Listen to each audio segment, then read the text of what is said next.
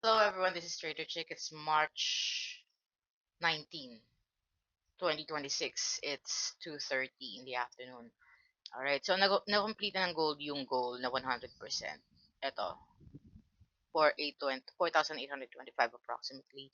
And it's now approaching the extension levels 1272, 1.414, 1.618. So, ang prices niyan is approximately 4,712, 4,653, 4,568. Now,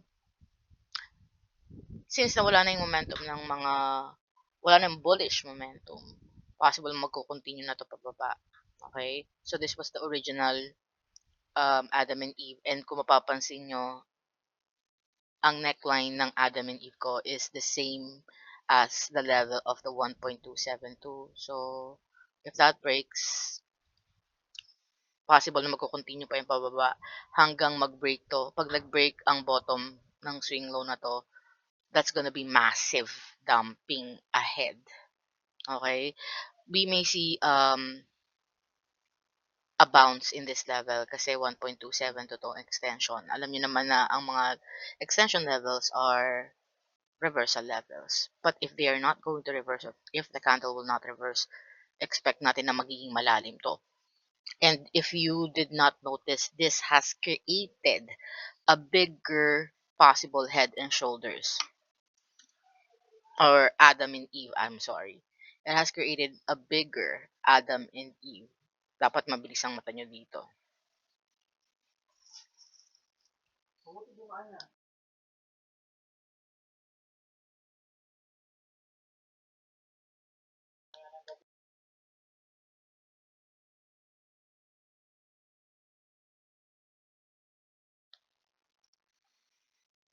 This is the Adam.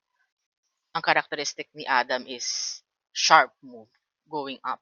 Ang characteristic naman ni Eve is circular siya. Circular. Pabilog. Yan. Okay? So, hindi ko naman sinabing dire-diretso to. Possible to mag-create ng head and shoulders within. Okay? Kasi mukha tong head and shoulders to. Shoulders, shoulders, neckline, head, neckline, possible mag-create ng another shoulder dito. Okay? Not sure. Pero, once na mag-break itong neckline na to dito, it's gonna continue to go down. At, paano nyo malalaman macro chart kung saan yan bababa?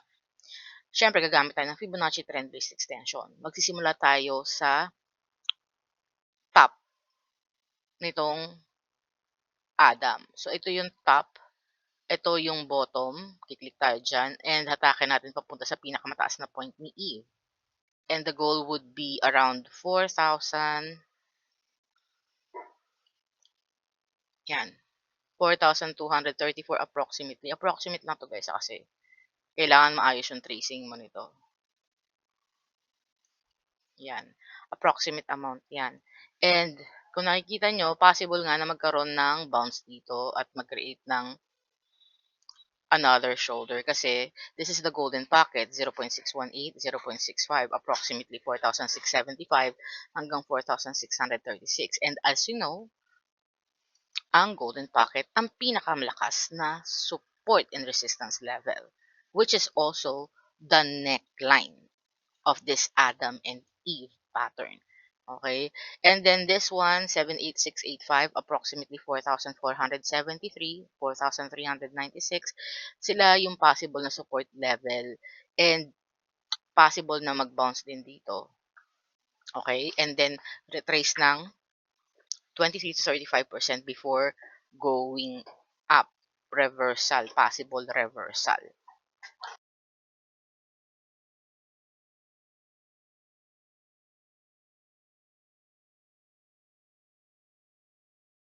And kung makikita nyo kanina, nandyan yung possible na mga around 1.618 hanggang 200%.